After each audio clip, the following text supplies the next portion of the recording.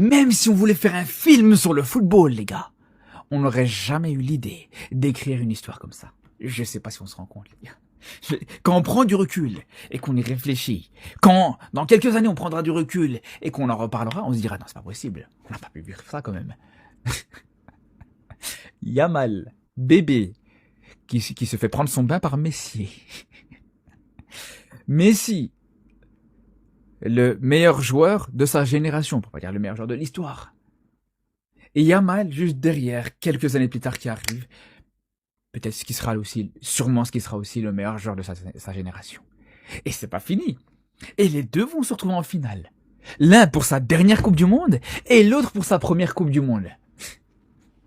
Vraiment, c'est exceptionnel. En sachant que c'est la première fois qu'ils vont s'affronter, en sachant qu'ils devaient s'affronter il y a 3 mois, ça a été reporté voilà, pour le conflit actuel, politique et géopolitique. Et c'est là où je vous dis, c'est complètement fou. Ils se sont pas affrontés il y a 3 mois, au mois de mars, dans le cadre de la Finalisma, le champion d'Amérique du Sud contre le champion d'Europe. Et au final, ils vont s'affronter pour la première fois de leur carrière, et la dernière fois, en finale de Coupe du Monde. L'affiche la plus prestigieuse qui peut exister dans le football. Non, vraiment, franchement, merci à Dieu de nous régaler pour ce genre de moments. Merci au destin de nous régaler pour ce genre de moments, les gars. Vraiment, c'est exceptionnel. Dieu merci, les frères. Les détails sont sortis concernant l'histoire de cette photo et UNICEF a aussi confirmé que ces photos étaient bien réelles, qu'il y a plus de 18 ans, un bébé nommé Lamine Yamal et sa maman ont rencontré Messi pour une séance photo pour une collecte de fonds UNICEF. Ils expliquent un peu l'idée. J'ai pris la baignoire de ma fille, un canard en caoutchouc, des serviettes, du savon pour faire de la mousse et je suis allé au centre d'entraînement du Barça le lendemain. Ça a été très difficile à réaliser. Messi est un garçon plutôt introverti, timide. Il avait 20 ans, il sortait de vestiaire après l'entraînement et se retrouvait tout d'un coup dans une pièce avec une baignoire en plastique remplie d'eau, un bébé dedans. Ça a été compliqué, il ne savait même pas par où commencer, ni comment le tenir. Ce qui a donné ces images. La folie de cette histoire que le meilleur joueur de tous les temps tienne dans sa main l'un des meilleurs joueurs du monde actuel, Yamal qui joue maintenant au Barça avec son numéro et qui la seule fois où il se retrouve sur un terrain de foot, c'est en finale de Coupe du Monde. Le flow de l'affiche, les gars, c'est juste n'importe quoi. Donc pour ceux qui voulaient l'explication, si la photo était réelle, comment tout ça a pu arriver, maintenant vous avez tout.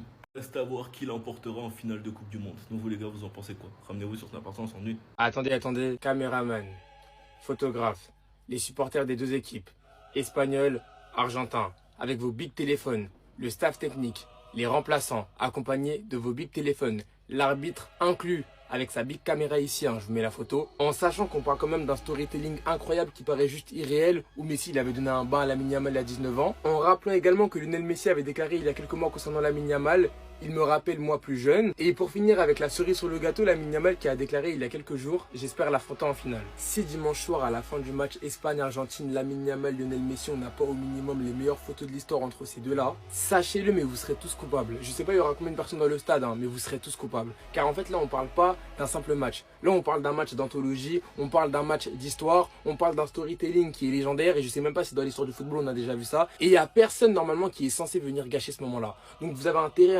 à sortir et à prendre vos meilleures photos. Nous ici on veut tout voir. L'arrivée au stade, l'entraînement d'avant-match, même si à un moment donné ils se sont regardés comme on veut tout, cherchez pas midi à 14h. S'il vous plaît faites les choses bien. Vous avez juste des photos à prendre et après on n'en parle plus. Messi, Yamal. Et c'est tout. Cette photo, elle a 19 ans, les gars. 19 ans. Pareil pour cette photo, 19 ans. Le jour où Lionel Messi a tenu Yamal dans ses bras. Yamal était tout petit, c'était encore un bébé. Lionel Messi venait de démarrer sa carrière, il était tout jeune. Et dimanche, l'un contre l'autre sur le terrain. Ils vont se disputer la finale de Coupe du Monde 2026. Les histoires du football sont magnifiques. Le sport est tellement incroyable. La légende du football, le plus grand joueur de l'histoire, qui tient dans ses bras une future légende. Un joueur bourré de talent, un jeune de 19 ans qui a limite déjà fini le jeu ou presque avec son pays. L'Espagne, vainqueur de l'Euro 2024, champion d'Europe, en finale de la Coupe du Monde 2026. Ça va vraiment être un match légendaire, surtout quand tu repenses que Lionel Messi c'est la légende du FC Barcelone et que Yamal c'est le meilleur joueur barcelonais actuellement. Et que lui aussi il est formé à la Masia. En fait, les gars, l'histoire elle est incroyable. En fait, c'est un scénario de film, c'est une série ce qui se passe sous nos yeux. Normalement, ça devrait pas exister. Surtout quand on connaît l'histoire et on sait que Lamine Yamal admire énormément Lionel Messi. Pour lui, c'est le GOAT du football. Et il va affronter le GOAT du football. Je sais pas si vous vous rendez compte. Qui va gagner ce match? Tout vient de sortir. Ce qui fait le plus mal, c'est à la fin, quand justement toutes les vérités sortent. Alors que cette équipe partage ses derniers moments lors de cette Coupe du Monde, certaines tristes, d'autres à s'en énerver. Comme d'apprendre par exemple par Fabrice Hawkins, si vous connaissez sa fiabilité concernant les Bleus, que William Saliba a joué toute la Coupe du Monde avec une fracture au dos. De penser à ce qui aurait pu être pire pour lui vis-à-vis de cela. Ou de se dire que même avec cela, il a été meilleur que beaucoup de défenseurs, j'en ai pas les mots. Ou bien se dire qu'il y a eu des tensions dans le vestiaire des Bleus. Toujours par Fabrice Hawkins, que mené à la pause, l'équipe de France a connu des vifs débats. Ousmane Dembélé a pris la parole pour réclamer un marquage individuel très agressif, mais que cette proposition n'a pas fait l'unanimité au sein du groupe. Le staff regrette également un manque flagrant de communication et une fébrilité technique inhabituelle. Même si pour moi c'est pas inhabituel, mais simplement un aperçu de quand on fait face à une équipe beaucoup plus technique que nous. Ce qui me surprend, c'est de savoir qu'Ousmane Dembélé n'a pas du tout été écouté. Qui paye les frais de tout ça? N'Golo Kanté et Lucas Hernandez devraient jouer le dernier match de Coupe du Monde, le dernier de leur carrière, en équipe de bleu ce samedi. Particulièrement pour N'Golo Kanté qui n'a pas disputé, je ne sais plus pour Lucas Hernandez, une seule minute de la Coupe du Monde. Alors que celui-ci avait largement le niveau, mais quelle tristesse. Quand on croit que tout est beau tout rose, c'est pas assez visiblement. En fait, les gars, je suis tellement comme un ouf que je pense que je pourrais vous parler de cette histoire tous les jours jusqu'au match. Tous les jours, je pourrais vous parler de cette histoire. On parle d'un départ qui a mis à terre un club plus bas qu'il ne l'était déjà. Puis après qu'on parte en Europa 2 fois d'affilée, l'année où on gagne la Liga, Xavi décide de nous présenter un petit qui, sur ses premières touches de balle, nous a impressionnés. Tout le monde a vu quelque chose de spécial en lui dès le départ. Moi, je vous l'ai dit, l'histoire est en marche. L'année d'après, il fait partie de l'équipe première et il gratte une vraie place de titulaire à droite lorsque Rafinha se blesse. Et bizarrement, le Barça commence à mieux jouer. Mais ce Barça s'est réveillé trop tard. Bizarrement, l'Espagne redevient fort avec l'arrivée de Lamine et Nico. Il fait top 8 au Ballon d'Or si je me trompe pas. La saison d'après, il prend le numéro 19, tout comme qui?